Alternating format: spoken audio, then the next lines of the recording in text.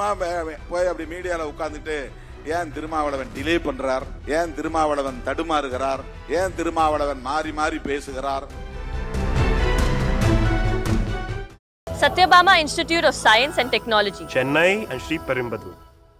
ஒரு கூட்டணியிலே நமக்கு 5 அல்லது 6 இடங்கள் கிடைக்கின்றன என்றால் அந்த 5 அல்லது 6 இடங்களுக்குள் எப்படி நாம் போட்டி போட்டு அதை பெற வேண்டும் என்கிற முனைப்பு தேவைதான். ஆனால் இந்த இயக்கம் ஏன் 234 தொகுதிகளிலும் போட்டியிட முடியவில்லை என்பதை எப்போது நாம் விவாதித்திருக்கிறோம். 234 பேருக்கு வாய்ப்பு தரக்கூடிய வலிமையை ஏன் திருமாவளவன் என்கிற தலைமைக்கு நாம் இன்னும் வழங்கவில்லை என்று எப்போது நாம் விவாதித்திருக்கிறோம். ஏதோ ஒரு கூட்டணியில் சேரட்டும், அதற்கான அரசியலை பற்றி எனக்கு கவலை இல்லை. அது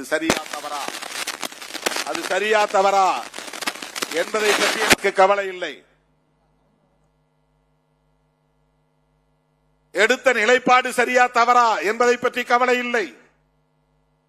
ஏன் நமக்கு 6, 8 தான் கிடைக்கிறது, அதை ஏன் 10, 15, 20 உயர்த்த முடியவில்லை? யார் அங்கே போய் பேச்சுவார்த்தை நடத்துவது? பேச்சுவார்த்தையில் பங்கேற்பவர்கள் யார்? ஏன் விடுதலை சிறுத்தைகள் கட்சிக்கு 25 இடங்களை பெற முடியவில்லை, 20 இடங்களை பெற முடியவில்லை, 10 இடங்களை பெற முடியவில்லை என்ற விவாதம் நமக்குள்ளே நடந்திருக்கிறதா? அப்படி பெற முடியாமல் இருப்பதற்கு என்ன காரணம்? நம்முடைய அரசியல் வலிமைதான் என்ன என்று நாம் சுய பரிசோதனை செய்திருக்கிறோமா? சுய விமர்சனம் செய்திருக்கிறோமா? அதை பற்றி கவலை இல்லை. திமுகவோடு கூட்டணி சேர்ந்தாலும் சரி, அங்கே வாங்கக்கூடிய இடங்களில் எனக்கு ஒன்று வேண்டும். அதிமுக கூட்டணியிலே சேர்ந்தாலும் சரி, அது தப்போ சரியோ அதை பற்றி எனக்கு கவலை இல்லை. அதிலே எனக்கு ஒரு இடம் வேண்டும். தாவேகாவுக்கு ஆதரவு தெரிவித்தாலும் சரி, அது தவறா சரியா என்ற விவரம் எனக்கு தேவையில்லை. அதிலே எனக்கு இடம் வேண்டும். இதுதானே நம்முடைய முனைப்பாக இருக்கிறது. நான் என்ன எதிர்பார்க்கிறேன்? எந்த அடிப்படையில் தாவேகாவுக்கு நீங்க ஆதரவை தெரிவித்தீர்கள் என்று கேள்வி கேட்கிற இளைஞர்கள் எனக்கு வேண்டும். விவாதிக்கிற தம்பிகள் எனக்கு வேண்டும். திமுக கூட்டணியை விட்டு வெளியே வரக்கூடிய அளவுக்கான நெருக்கடி எங்கே வந்தது, எப்போது வந்தது, அதை ஏன் இன்னும் அதிகாரபூர்வமாக நீங்கள் அறிவிக்கவில்லை என்று கேட்கிறவன் எனக்கு வேண்டும். அந்த அரசியல் புரிதல் நமக்கு தேவை. அந்த அரசியல் புரிதல் நமக்கு தேவை. அந்த விவாதம் நடைபெற வேண்டும். அதிமுக கூவி கூவி அழைத்தது என்று சொல்கிறீர்களே, அப்படி என்றால் ஏன் அதிமுகவோடு நீங்கள் கூட்டணி வைக்கவில்லை என்ற கேள்வியை எழுப்புகிற தம்பிகள் நமக்கு வேண்டும். அதுதான் ஆளுமை, அதுதான் தலைமைத்துவம். உங்களுக்கு வாய்ப்பு கிடைச்சதில்ல, ஏன் போகல? எத்தனை பேர் கேட்டீர்கள்? பாஜகவிலே அமைச்சராக முடியும் என்கிற வாய்ப்பு இருக்கிற போது அதை ஏன் தவிர்க்கிறீர்கள்? எத்தனை பேர் கேட்டீர்கள்? நான் சொல்லுகிற விளக்கம் மட்டுமே போதுமா? ஒருவேளை நான் போய் சேர்ந்தால் அதுவும் சரி என்பீர்களா? அமைச்சர் ஆனால் அதையும் கொண்டாடுவீர்களா? எப்படியாவது இங்கேயும் எங்களுக்கு ஒரு வாய்ப்பு தாருங்கள் என்று தான் கேட்பீர்களா? பாஜகவில் அமைச்சரானாலும் சரி, பாஜகவில் எங்களுக்கு ஒரு பதவி வாங்கி தாருங்கள் என்று கேட்பவர்கள் தான் என்னோடு இருக்கிறார்கள் என்றால் என் 35 ஆண்டு கால உழைப்பு வீணாகிவிட்டது என்று பொருள்.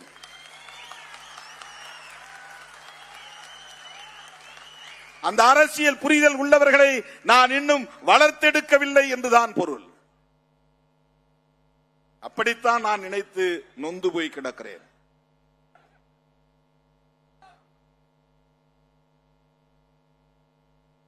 கட்சி நடத்தி பார்த்தால் தான் தெரியும். 4 பிள்ளைகள், தந்தை தாய் 6 பேர் கொண்ட குடும்பத்தை நடத்துவதற்கே என்ன பாடுபட வேண்டியிருக்கிறது. புருஷன் பேச்ச பெண்டாட்டி கேட்கறதில்ல, பொண்டாட்டி பேச்ச புருஷன் கேட்கறதில்ல, பெற்ற பிள்ளைகளே பெற்றோரின் பேச்சை கேட்பதில்லை, பிள்ளைகளின் விருப்பப்படி பெற்றோர் நடப்பதில்லை. 5-6 பேர் கொண்ட குடும்பத்தை வழிநடத்துவதற்கே படாத பாடு. ஒருத்தர் ஒருத்தருக்கு காய்கறி குழம்பு வைத்தா பிடிப்பதில்லை, ஒருவனுக்கு மாட்டுக்கறி ஏன் சமைக்கவில்லை என்ற கோபம், ஏன் இன்றைக்கு எனக்கு ஆட்டுக்கறி வறுவல் இல்லை என்ற கோபம், எப்ப பார்த்தாலும் வெறும் ரசம் சாம்பார் தானா என்று சண்டை, ஞாயிற்றுக்கிழமை கூட நான்வெஜ் சமைக்க மாட்டீர்களா என்று தட்டை தூக்கி எறிவது, இப்படியெல்லாம் குடும்பத்திற்குள்ளே எவ்வளவோ சண்டை சச்சரவு. வெஜிடேரியன் நான் வெஜிடேரியன் ஒரே குடும்பத்துக்குள்ள, அதுக்குள்ள அட்ஜஸ்ட் பண்ணி போகணும். எவ்வளவு பிரச்சனை ஒரு குடும்பத்தை வழிநடத்துவதற்கு. லட்சக்கணக்கானவர்களை, லட்சக்கணக்கான சிந்தனை போக்குள்ளவர்களை ஒரு இயக்கத்திற்குள்ளே கொண்டு வந்து அவர்களை அமைப்பாக்கி அரசியல்படுத்தி பல பத்தாண்டுகள் தாக்குப்பிடித்து வழிநடத்துவது என்றால் சாதாரணமான விஷயம் அது. சும்மா போய் அப்படி மீடியால உட்கார்ந்துட்டு ஏன் திருமாவளவன் டிலே பண்றார், ஏன் திருமாவளவன் தடுமாறுகிறார், ஏன் திருமாவளவன் குழப்புகிறார், ஏன் திருமாவளவன் மாறி மாறி பேசுகிறார். நான் தெளிவா இருக்கிறேன், ரொம்ப தெளிவா இருக்கிறேன். தனிப்பட்ட முறையிலே என் தொடர்பான முடிவை நான் எடுப்பது என்றால் அதில் எனக்கு தெளிவும் உண்டு, உறுதியும் உண்டு. 2000 நான் ஒரு முடிவு எடுத்தேன், இனிமேல் நான்வெஜ் சாப்பிடுறதுலன்னு. அதுல எந்த தடுமாற்றமும் இல்லையே, மாறி மாறி நான் எந்த முடிவும் எடுக்கலையே. இடையில எப்பயாவது நான் போய் நான் வெஜிடேரியன் சாப்பிட்டேனா?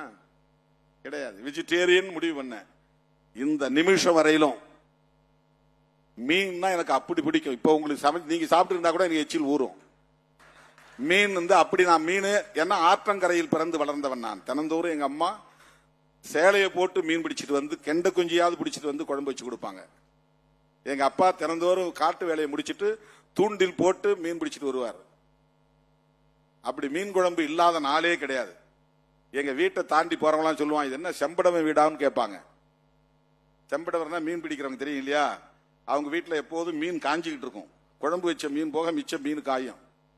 அந்த மாதிரி எங்க வீட்டில் எப்பவும் வெட்டி கூடையில மீன் காய வைப்பாங்க கருவாடுக்கு. வீட்டை தாண்டும் போது மீன் வாடை அடிக்கும். அப்படிப்பட்ட குடும்பத்தில் பிறந்த நான் 25 ஆண்டுகளாக மீனை தொடாமல் வாழ்கிறேன். சாப்பிட்டதில்லை. அது என்னுடைய தனிப்பட்ட முடிவு. அதுல எனக்கு எந்த தடுமாற்றமும் கிடையாது.